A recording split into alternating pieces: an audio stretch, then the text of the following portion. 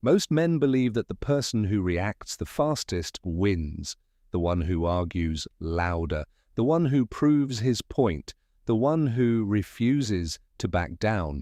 But life quietly reveals something different. The men who truly win in relationships, in leadership, and in respect are rarely the most emotional people in the room. They are the calmest, because emotional discipline is not weakness. It is one of the most powerful forms of control a man can have. And the strange part is, most people never realize this until it is too late. Today, we are going to explore why emotionally disciplined men quietly win in life, and why mastering your emotions may be the most important skill a man can develop.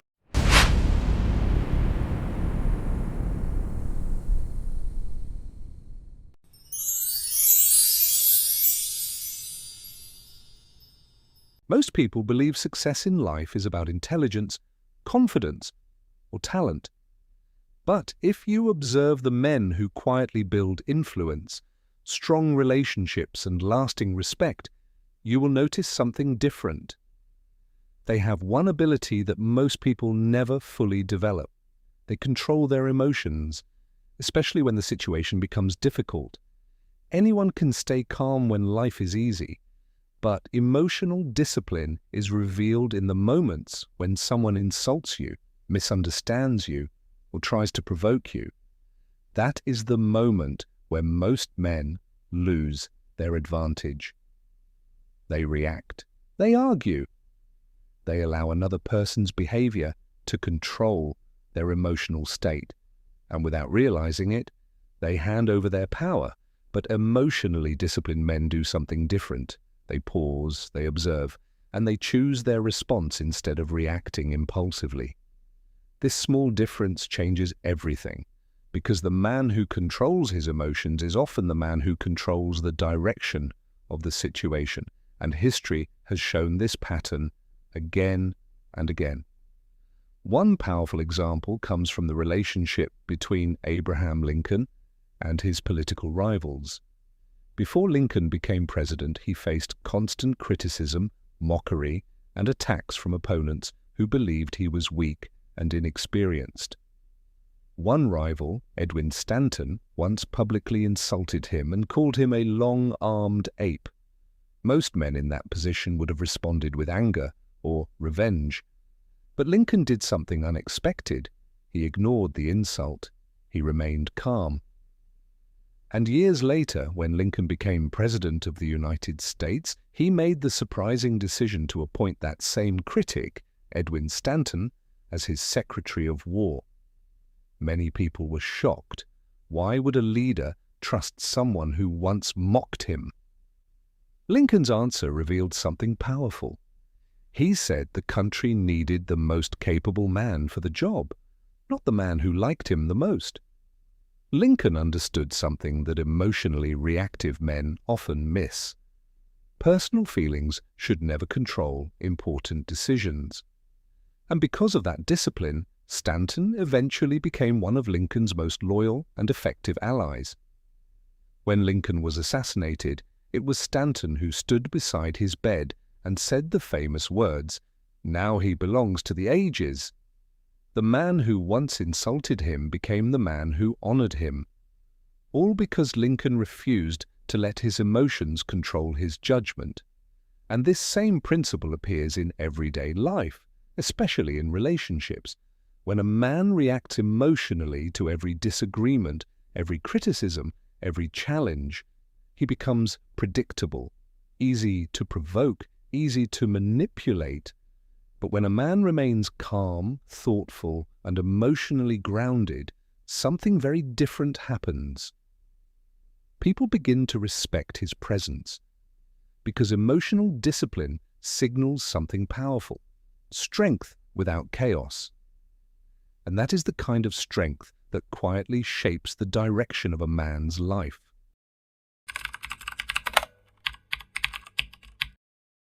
Emotional discipline becomes even more powerful when life places a man under extreme pressure, because pressure has a way of revealing who someone truly is. When circumstances become difficult, most people react instinctively. They become angry, defensive, impulsive. But the men who shape history often respond in a very different way. One of the most remarkable examples is Nelson Mandela. Mandela spent 27 years in prison during South Africa's apartheid regime. For nearly 3 decades, he was separated from his family, his friends, and the life he once knew. Many people expected that if he ever walked free, he would seek revenge against the system that imprisoned him. After all, anger would have been the natural response. But when Mandela was finally released in 1990, the world witnessed something extraordinary. Instead of reacting with bitterness or rage, he chose emotional discipline. He chose reconciliation. Mandela understood that if he allowed anger to guide his leadership, his country would fall deeper into division and violence. So he did something incredibly difficult. He publicly forgave many of the people who had supported the system that imprisoned him. He invited former political enemies to work together to rebuild the nation. And by doing so, he transformed a moment that could have led to chaos into a moment of unity. His emotional discipline did not make him weak. It made him one of the most respected leaders in modern history, because people instinctively trust leaders who remain calm when others lose control. And this same principle quietly shapes everyday relationships. Imagine a disagreement between 2 people. One reacts emotionally, raises their voice, attempts to win the argument. The other remains calm, listens carefully, responds thoughtfully. Over time, something predictable happens. The calm person gains the advantage, not because they are louder, but because they are harder to destabilize. Emotional stability creates psychological gravity. People feel it, they trust it, and they respect it. This is why emotionally disciplined men often succeed in leadership, business, and relationships, because they cannot easily be pushed into reactions they later regret. They think before they act. They observe before they judge. And when they finally speak, their words carry more weight. But there is an even deeper reason emotional discipline is so powerful. It protects a man from becoming a prisoner of other people's behavior. And that is a freedom most people never fully experience.